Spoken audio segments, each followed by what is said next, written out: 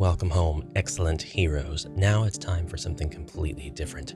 I'm Ash, this is HeroQuest, and today I received the Quest Builder's Handbook compatible with the HeroQuest board game. This is a book that is available from Spectrum Games. Link in the description below, or you can just go to spectrum-games.com. And I could not describe this better than the blurb on the back of the book, which reads, "Adventure awaits, create it." In the Quest Builder's Handbook, you'll discover a wealth of ideas to make your quests more exciting and memorable. Learn to craft riveting backstories, integrate exciting side quests, implement climactic life or death battles, and develop logical map flow. With tips for every stage of quest design, this guide is your key to creating adventures that leave a lasting impact. And indeed, this has been showing up in different places related to HeroQuest, on the Old Inn Facebook group, and is compatible with pretty much any tabletop dungeon crawler or perhaps homebrew TTRPG rule set, but definitely has provided accommodations for those of us who are HeroQuest enjoyers. And I'll get to the meat of that shortly. But first, I do want to thank Cynthia over at Spectrum Games for sending me this book to review. The note in the front here is very kind, and I do appreciate it. I do want to point out that this book is available in a PDF form as well, just to point out that it is more accessible than only being available as a physical product.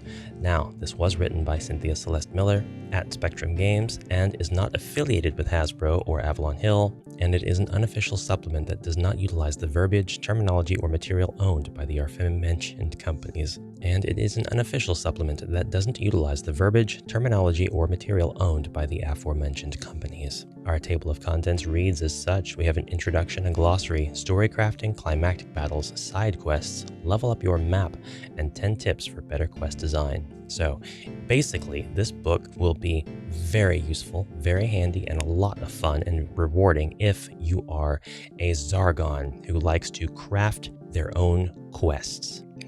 I love to entertain this fantasy that one day I'll break out Dragon Strike and Dark World, and I'll utilize quest resources just like this one to craft scenarios for those games specifically and just completely leave HeroQuest out of the picture entirely. So when I look at quest books and guides or assets, resources like this one, I do imagine whether that would be a practical thing to do, whether it would even be possible.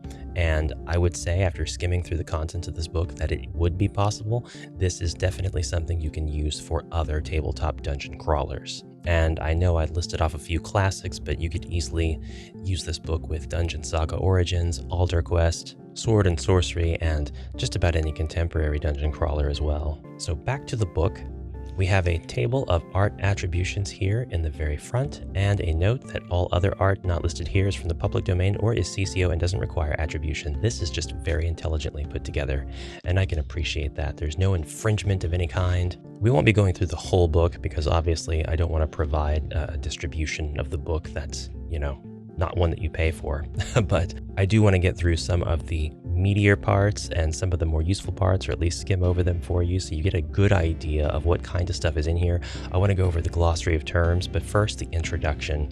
And we won't read the entire introduction, but I will go through some of it. There are numerous quests and indeed full-blown campaigns available for everyone's favorite dungeon crawling board game. Between officially published offerings and material created by devoted fans, you could play the game for the rest of your life and never run out of exciting adventures for heroes to embark on. Well, that's good, but there's a genuine thrill to crafting your own quests and campaigns and letting your group of intrepid heroes explore and fight their way through them. In fact, this very well could be the key reason the community for this game has continued to thrive, decades after the game itself was discontinued. Creating quests, campaigns, and even house rules is collectively the lifeblood of this simple little dungeon crawler. All excellent points with which I completely agree. If you want to create a truly memorable quest full of twists, turns, and unique challenges, it's not simply a matter of throwing together some random rooms and encounters onto the map and calling it good. It requires a great deal of forethought, organization, balancing, rules tweaking, and revising. It's like playing chess. Virtually anyone can learn how to play it, but it takes a lot more effort to master it. Throughout this book, you'll find a collection of articles designed to help quest masters create thrilling, pulse-pounding quests and campaigns that will keep players coming back for more. I really appreciate the glossary of terms here. This is just a really good idea. Boss, a particularly powerful antagonist who is usually faced at the climax of a quest or a campaign. A term that you probably know very well, and I know very well, but the beginner who is just learning how to homebrew stuff, who has no idea what power dice are, or whether or not the expansion heroes can be used in the initial party taking on the trial for the very first time. It's inescapable. One of the cons of a game that goes on this long because of its success is that there will be invariably people who ask, where is the starting point, and what do I need to get right after the starting point? And that's why Glossary of Terms is very useful. And this is a glossary that's not particularly exclusive to HeroQuest, but to game design in general. For example, critical path, the shortest path through a level without using secrets, shortcuts, or cheats. In this case, for the trial, for example, you're going to start in one room. The critical path in HeroQuest's first quest, the trial, is that of leaving this beginning room, going through the hallway, and then going directly to the center room. This is the only thing that is absolutely required to finish the quest.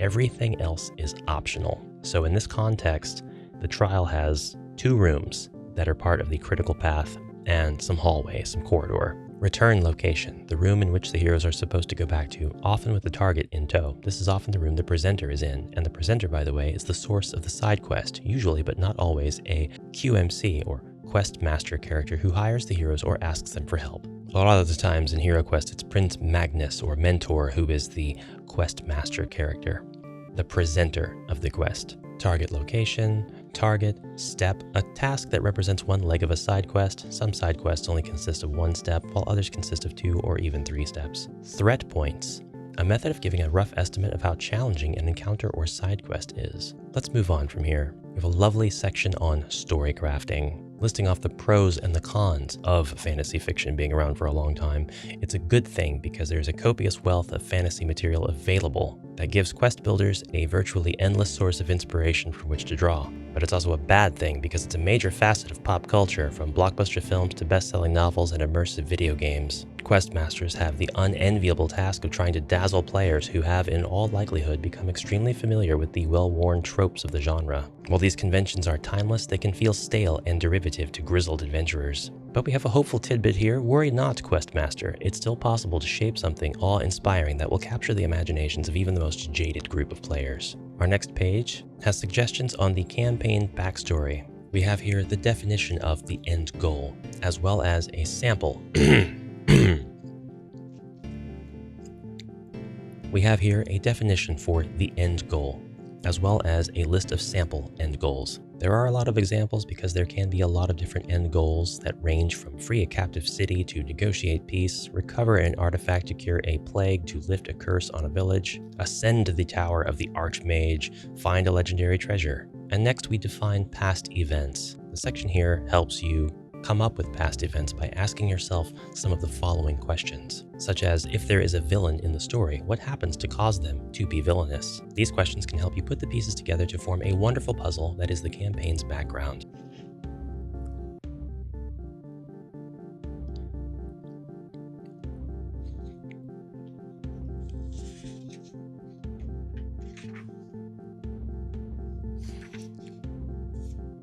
Next, the book tackles the inciting incident. Every great adventure begins with a single event, an inciting incident that sets the wheels of fate in motion, propelling our heroes into action.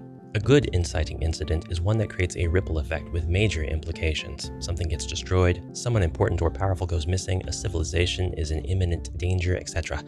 That's not to say that the inciting incident's impact has to be global in scope. Some of the most intriguing incidents are of a more local flavor, such as an orc tribe threatening to cut off all supply routes to a village. Other sample inciting events include invasion by a hostile army, an ancient curse unleashed upon the land, a valuable trade route is blocked by a dragon, a valuable treasure map is uncovered, betrayal by a trusted ally, or one of my favorites, a long-forgotten deity returns to wreak havoc. Now, the inciting incident usually leads to hero involvement. This is basically, how are the heroes getting involved? For HeroQuest, this is generally Mentor saying, okay, the inciting incident has happened, and that's bad.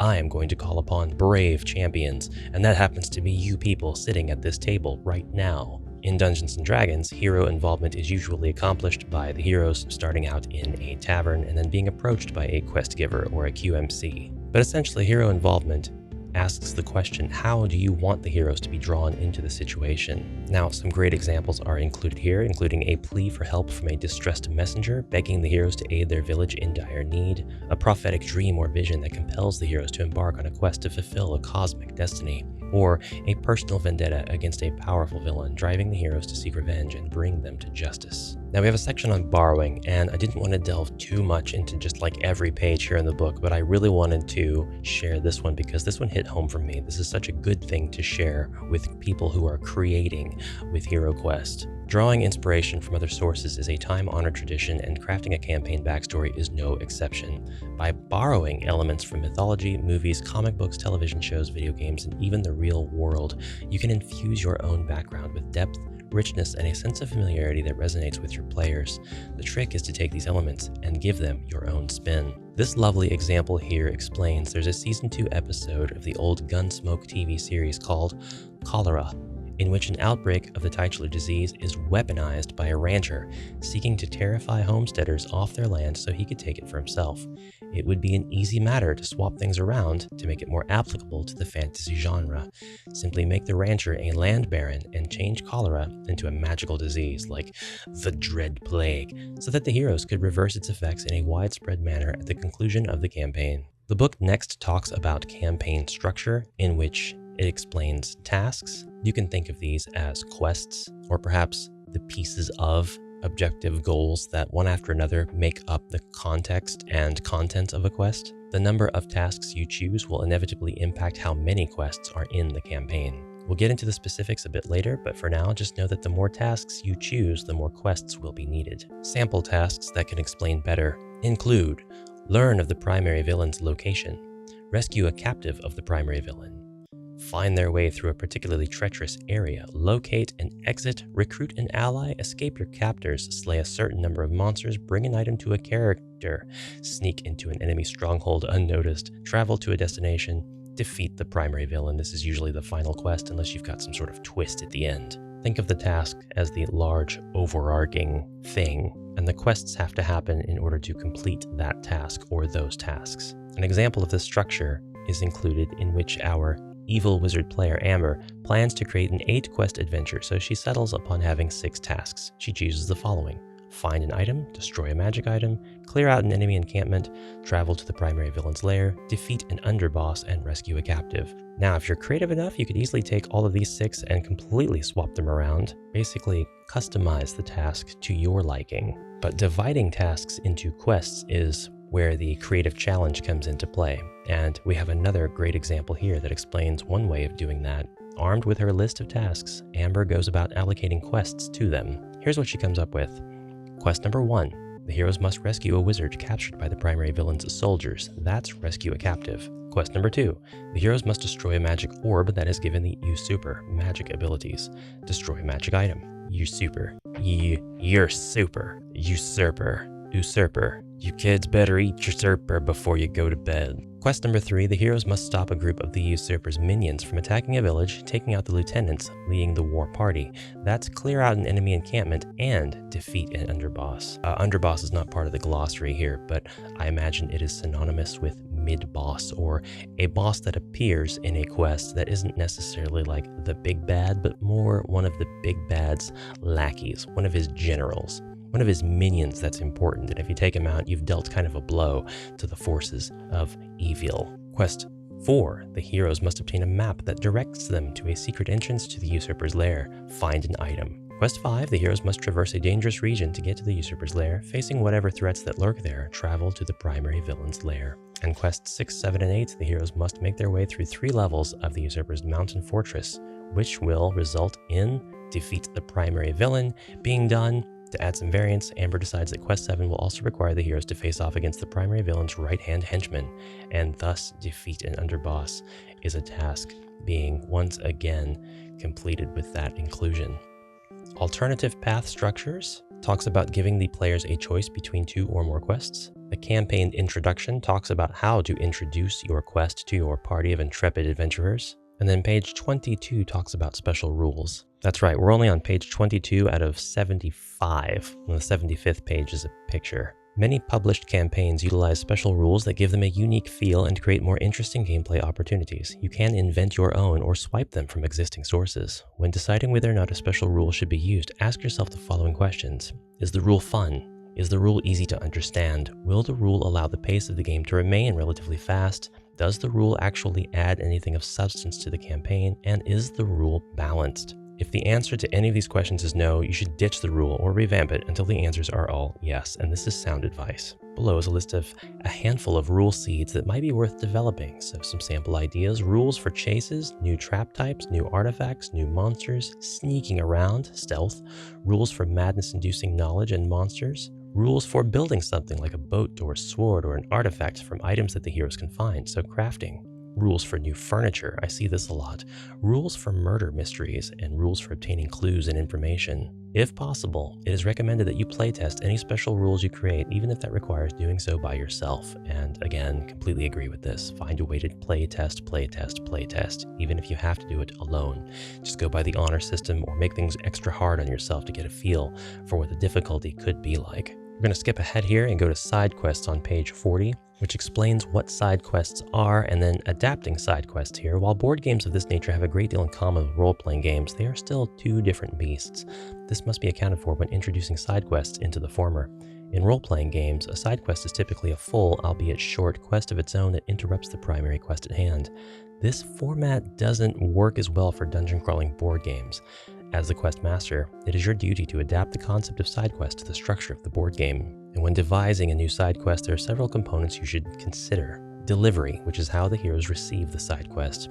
Process, the tasks that the heroes must undertake in order to complete the side quest. Difficulty, how hard the processes are to accomplish, and reward, the compensation the heroes receive for completing the side quest. Would love to give an example of one of these side quests. There are very few side quests out there in the world of HeroQuest. Although I will give you my take, a side quest can be worked into any quest at all that has a critical path that doesn't take up the whole board. So using the trial as a perfect example, the very first quest that your heroes go on, your critical path again starts in the corner room of the board, works along the corridor, one of two possible ways, and then into the center room.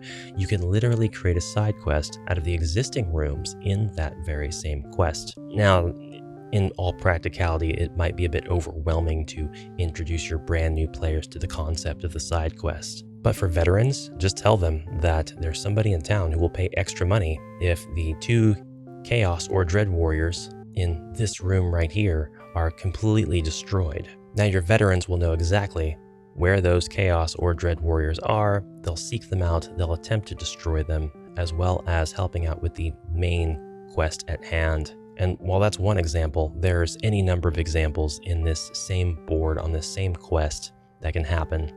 The entire upper left section of the board is an optional foray into a crypt, and you, as the Zargon for the game, could easily place an artifact in that crypt that the heroes have to retrieve by searching the rooms once they're free of monsters. It can just be an artifact that they have to return to the stairwell. It doesn't necessarily have to do anything for them, or you can allow them to have a little bit of borrowed power before you get back to the stairwell. You can also choose to open up one of the other corners of the board, or just one or two rooms out of that corner, because the trial doesn't utilize this section of the board at all, and you can have your own side quest contents in that section.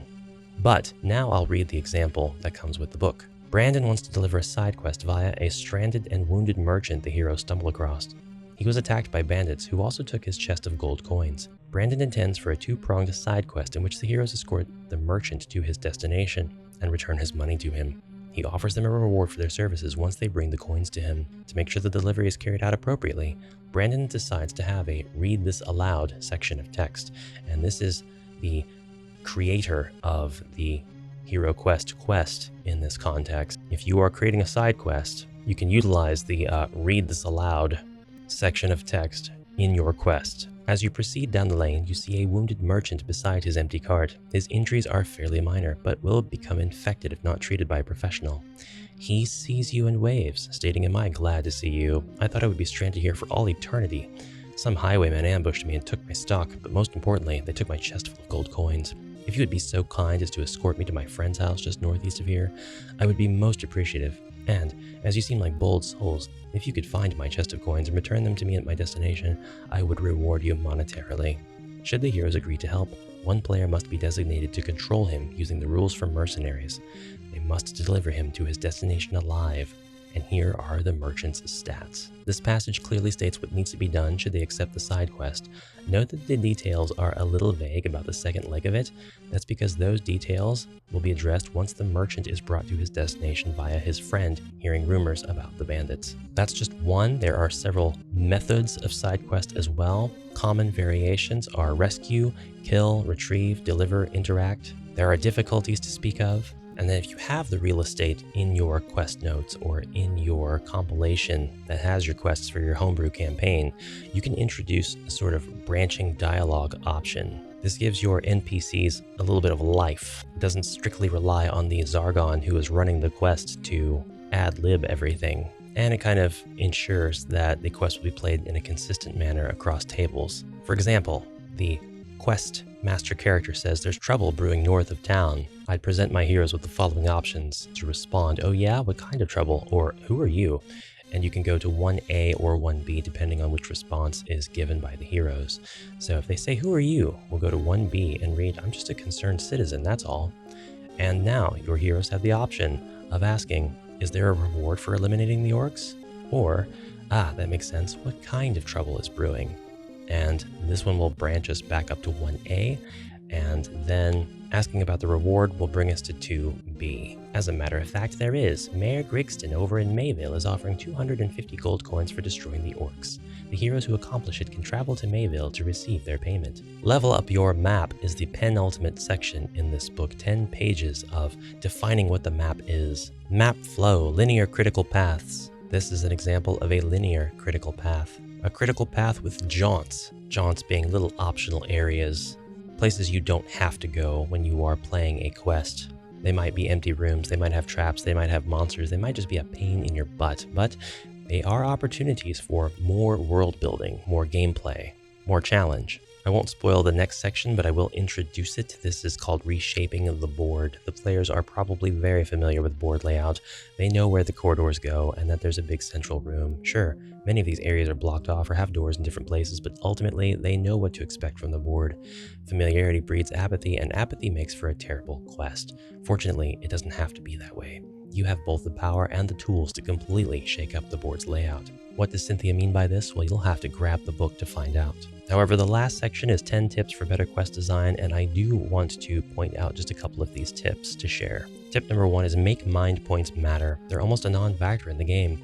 Sure, mind points help heroes resist spell effects and such, but they are clearly not as important as body points. It's for this reason that you might consider designing your quest in such a way that puts a spotlight on this oft-forgotten pool of points. Tip number 2, utilize time limits. Obviously, you shouldn't overuse time limits, but there's no better way to keep the action moving than to give the heroes a finite amount of time to accomplish something.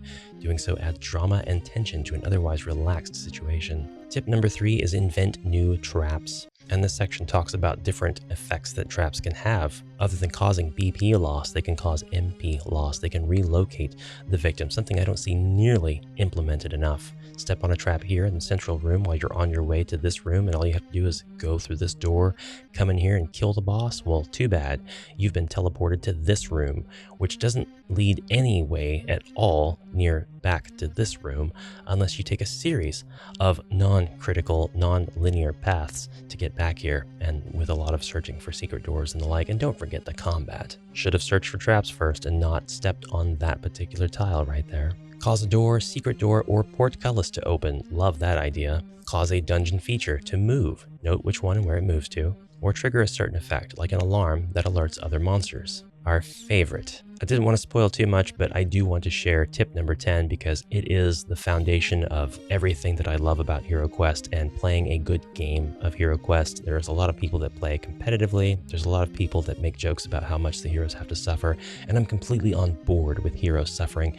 However, the most important rule, in my opinion, of this entire experience is tip number 10 here: encourage teamwork. The game is all about a team of adventurers delving into the deepest, darkest dungeons to risk their lives to perform acts of heroism. As the quest master, try placing a spotlight on the word team by presenting the players with challenges that necessitate cooperation among the heroes. By introducing obstacles that cannot be overcome by a single hero, you encourage players to strategize, communicate, and collaborate effectively. There is so much of this book that we did not go over, and it's not a seemingly very big book, but there is just page after page of real meat in here. This book is meaty with content.